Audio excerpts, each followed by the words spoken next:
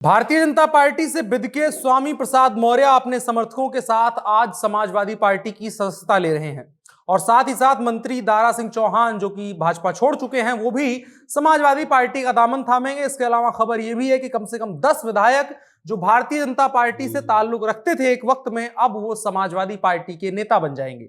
और भारतीय जनता पार्टी के लिए मुश्किल खबर यह है कि उसके अपने सहयोगी दल, अपना दल के विधायक चौधरी अमर सिंह ने भी अपना दल से इस्तीफा दे दिया है और उन्होंने भी बिल्कुल वही वाला आरोप लगाया है जो बाकी सारे नेता लोग लगा रहे हैं।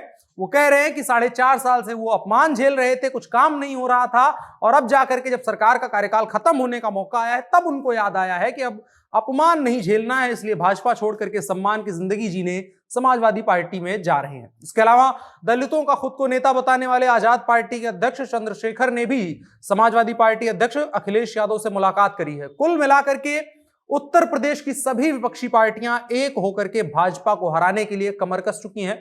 आइए देखते हैं क्या बन रहा है यूपी का सियासी समीकरण। मेरा नाम अनुराग मिश्रा है, आप जनता टेलीविजन देख रहे हैं।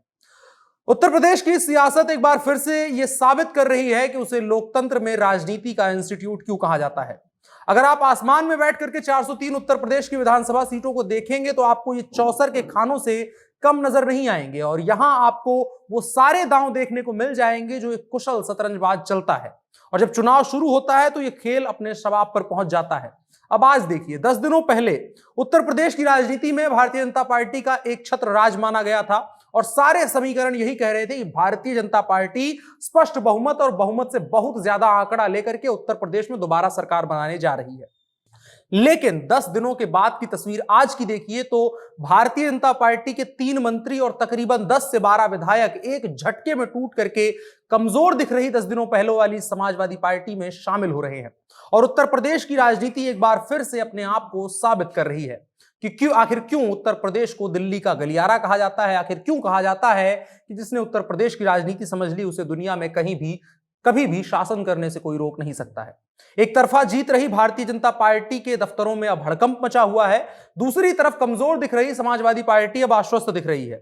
देश भर के राजनेताओं का उत्तर प्रदेश में जमावड़ा लगा हुआ है और सभी लोग अपनी राजनीतिक कुशलता इसलिए आजमाने में लगे हुए हैं कि भारतीय जनता पार्टी को कैसे हरा दिया जाए। सबसे पहले बात कर लेते हैं जो भाजपा के पुराने नेता हैं उनके बारे में। आपको स्वामी प्रसाद मौर्य का उत्तर प्रदेश की विधानसभा में वो भाषण याद होना चाहिए जिसमें वो चीख चीख करके समाजवादी पार्टी और उसके नेताओं को आतंकवादियों का समर्थक कह रहे थे और आज की तारीख में उसी समाजवादी पार्टी को अपना घर बताने पर तुले हुए हैं। दूसरी तरफ मुलायम सिंह यादव के समधी हरिओम यादव जो कि कभी समाजवादी पार्टी के पारिवारिक नेता हुआ करते थे, वो सपा पर तमाम आरोप लगाते हुए भाजपा ज्वाइन कर रहे हैं। तोड़फोड़ का खतरनाक खेल चल रहा है और हम सभी प्रतिपल बदल रही उत्तर प्रदेश की राजनीति को देख रहे हैं। 5 सालों से चुपचाप बैठी बहुजन समाज पार्टी चुपचाप भारतीय जनता पार्टी के दलित वोटों में सेंध लगा रही है, इसकी भनक तक फलक पर नहीं लगने पा रही है। कांग्रेस पार्टी चुपचाप 50 महिलाओं को उतार करके महिला वोटों का ध्रुवीकरण कर रही है और अभी ये ऑफबीट राजनीति लग रही है, लेकिन इसका दीर्घकालिक नुकसान उत्तर प्रदेश समेत आसपास के अन्य राज्यों में सभी पार्टियों को झेलना पड़ेगा। और भारतीय जनता पार्टी के नेताओं के होठ ये बोलते हुए अब कांपने लगे हैं कि उत्तर प्रदेश में बुलडोजर बाबा की सरकार फिर से आ रही है। इसके अलावा कल रात बुलडोजर बाबा की राजनीति के कायल विधायक मुकेश वर्मा जो कि 1-2 घंटे में भाजपाई से सफाई होने वाले हैं, उन्होंने कहा कि हम धीरे धीरे इंजेक्शन लगा रहे हैं, रोज एक एक इंजेक्शन लगा रहे हैं। जब बड़ी बीमारी हो जाती है इंजेक्शन से तभी काम बनता है, उस पर ओरल मेडिसिन का काम नहीं करता है, इसलिए अब इंजेक्शन देने का काम किया जा रहा है। उन्होंने कहा कि बीजेपी वाले तो हमें आज भी बुला रहे हैं, वापस आ जाओ की गुहार लगा रहे हैं। वो बोले कि मैंने सदन में 300 सवाल सरकार से, अपनी ही सरकार से किए हैं, याचिका के माध्यम से 85% लोगों की बातों को विधानसभा में रखा है। उन्होंने दावा किया कि आज 2 दर्जन से ज्यादा नेता सपा ज्वाइन करेंगे। इसके अलावा खबर यह भी है कि स्वामी प्रसाद मौर्य के घर के बाहर समर्थकों की भीड़ जुट चुकी है, जमा हो चुकी है और कुछ देर में वो प्रेस कॉन्फ्रेंस करके समाजवादी पार्टी में बाकायदा आधिकारिक तौर पर शामिल होने की घोषणा करेंगे। बीजेपी छोड़ करके आए बाकी विधायक भी उन्हीं के साथ समाजवादी पार्टी में जा सकते हैं। इसके अलावा प्रेस कॉन्फ्रेंस करने और सपा में जाने से कुछ घंटे पहले स्वामी प्रसाद मौर्य ने आज एक ट्वीट किया है।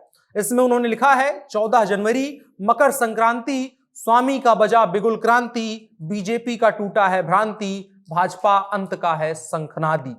कुल मिलाकर के ये उनका ट्वीट रहा है जिसका साफ साफ मतलब है कि अब स्वामी प्रसाद मौर्य आधिकारिक तौर पर समाजवादी पार्टी में शामिल होंगे और भारतीय जनता पार्टी को जिस वोटर वर्ग ने 2017 में जिताया था, ओबीसी वोटर वर्ग 45% की हिस्सेदारी उत्तर प्रदेश की राजनीति में रखता है, उसमें सेंध लगाने की पूरी कोशिश करेंगे। और जो 12 से 14 विधायक शामिल हुए हैं लगभग वो ओबीसी वर्ग से आते हैं, तो एक तरीके से भारतीय जनता पार्टी की नाव को एक कोने से पूरी तरह से डुबाने की कोशिश में ये नेता लगे हुए हैं। और दूसरी तरफ भाजपा इस डैमेज कंट्रोल में भी जुटी हुई है। लगातार उसके नेता अपने विधानसभा क्षेत्रों में दौरे कर रहे हैं, विधानसभा क्षेत्रों में बूथ लेवल पर दबाव बनाया जा रहा है और लोगों से कनेक्ट करने की बात की जा रही है और भाजपा इस डैमेज कंट्रोल को करने में जुटी हुई है। लेकिन देखने वाली बात होगी कि Bharatiya Janata party damage control कर पाती है या डैमेज उत्तर प्रदेश में भाजपा को तगड़ा नुकसान पहुंचा देगा। लगातार हम बात करते रहेंगे उत्तर प्रदेश के विधानसभा चुनाव में और क्या कुछ समीकरण वहां पर बदल रहे हैं, बन रहे हैं, सभी चीजों पर हम लगातार बात करते रहेंगे। फिलहाल के लिए इतना ही। आपकी क्या राय है जो अभी स्वामी प्रसाद मौर्य का ट्वीट है और उत्तर प्रदेश की राजनीति जो बदल रही है उसको लेकर के कमेंट बॉक्स में जरूर बताएं और साथ ही साथ इस वीडियो को साझा भी करें। मेरा नाम अनुराग मिश्रा है, आप जनता जंक्शन देख रहे हैं। कैमरे पर मेरे साथ ओम प्रकाश हैं। शुक्रिया।